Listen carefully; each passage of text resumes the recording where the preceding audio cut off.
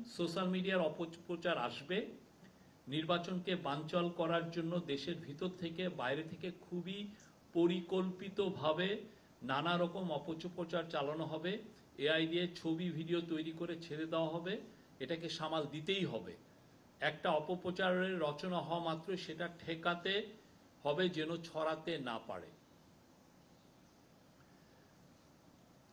প্রধান উপদেষ্টা আরো বলেন, আগামী নির্বাচন সুন্দর ও উৎসব মুখর করতে হলে মানুষের কাছে পৌঁছাতে হবে।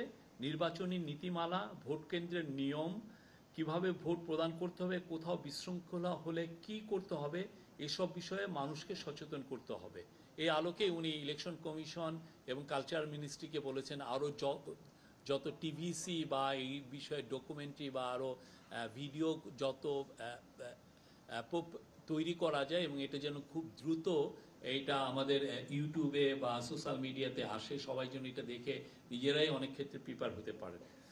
আর প্রধান উপদেষ্টা আরো বলেছেন, নির্বাচন বানচালের জন্য ভিতর থেকে বাইরে থেকে অনেক শক্তি কাজ করবে। ছোটখাটো না বড় শক্তি নিয়ে বানচালের চেষ্টা করবে।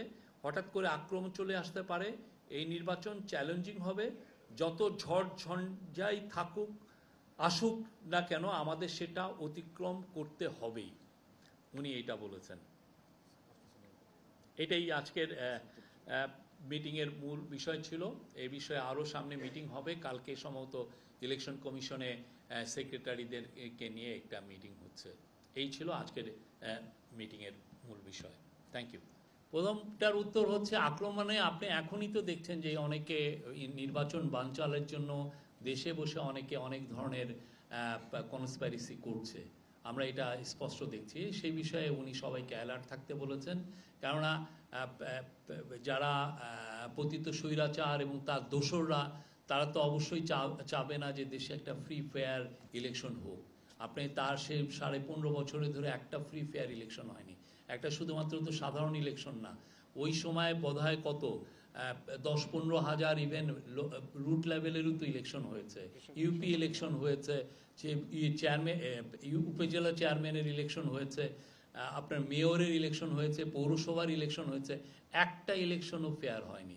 তো ওরা চাবে না যে বাংলাদেশে আর একটা ফেয়ার ইলেকশন হোক, কারণ এটা আনফেয়ার থাকলে ওরা দেশে চায় একটা ইনস্টেবিলিটি তৈরি করতে। সেই বিষয়েই চিফ অ্যাডভাইজার বলেছেন, সবাইকে বলেছেন সতর্ক থাকতে। অবশ্যই এটা উনি বলেছেন যে আমাদের লক্ষ্য একটাই, দেশের বাংলাদেশের ইতিহাসে সবচেয়ে ভালো একটা ইলেকশন করা। আমি একটু শেষে আরেক পয়েন্ট আপনি বলছিলেন যে এটা হলো যে গত 15 বছরে যারা দায়িত্ব পালন করছেন তারা এবছর দায়িত্ব পালন থেকে বিরত রাখা হবে, এটা একটু পরিষ্কার ব্যাখ্যা দিবেন। ওরা কোনো ধরনের পোলিং অফিসার বা পোলিং এজেন্ট বা কোনো রিটার্নিং অফিসার বা অ্যাসিস্ট্যান্ট রিটার্নিং অফিসার হিসাবে থাকতে পারবে না, এবং কি না এরা থাকতে পারবে না। আর কোনো ধরনের কোনো এই যে ডিস্ট্রিক্ট লেভেলে 64টা ডিস্ট্রিক্ট আছে, সেখানে ধরেন এডিএম এর পোস্ট আছে, ডিসির পোস্ট আছে, সেই সমস্ত পোস্টেও তারা থাকবেন না।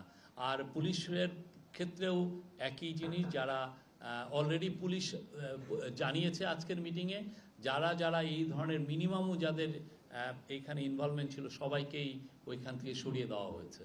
তো ওইখানে পুলিশের জানেন 64টা এসপি, তারপরে প্রত্যেকটা থানার ওসি, এগুলো তো কি পজিশন মাঠ প্রশাসনের ক্ষেত্রে, বা এডিশনাল এসপি, সেই সমস্ত জায়গায় এই ধরনের যারা আগের 3টা ইলেকশনে ছিলেন এরা কেউ থাকবেন না। না, আমাদের হিসাবে প্রায় 4,89,000 যদি পোলিং অফিসার, তারপরে এর মধ্যে তো অনেক প্রাইভেট সেক্টরের আছেন। Returning officer, assistant returning officer মূলত আসেন হচ্ছে সরকারি কর্মকর্তাদের মধ্য থেকে। তো এটা স্ক্রুটিনি করা খুবই ইজি, আর ওগুলোও স্ক্রুটিনি করা খুব ইজি। আমরা এটার ব্যাপারে সর্বোচ্চ এফার্ট দেওয়া হচ্ছে, ইন্টেলিজেন্স এজেন্সিগুলো হেল্প করছে। তো আমরা নিশ্চিত যে এই সময়ে কোনো রকমের যারা আগের ইলেকশনগুলো মিনিমামও যাদের ইনভলভমেন্ট ছিল তারা থাকবেন না। এদিকে মাইকটা দেন।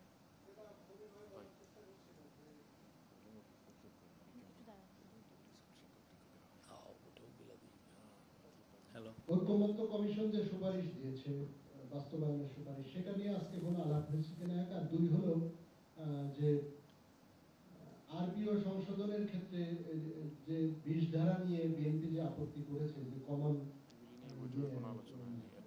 প্রতীকের এটা ব্যাপার- ইলেকশনের প্রিপারেশন নিয়ে আজকে আলোচনা হয়েছে।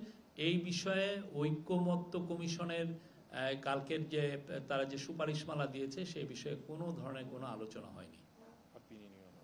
শহীদ ভাই, আমার নাম মাহফুজ সাদি, আমার দেশ পত্রিকায় আছি। আগে বলা হয়েছিল যে লটারির মাধ্যমেও বাছাই করা হতে পারে, মানে পোস্টিংয়ের বিষয়গুলো। আসলে এই তালিকা তো করা হচ্ছে, তো সেই তালিকায় পোস্টিংয়ের ব্যাপারে এরকমের কোনো বিষয় আছে কিনা?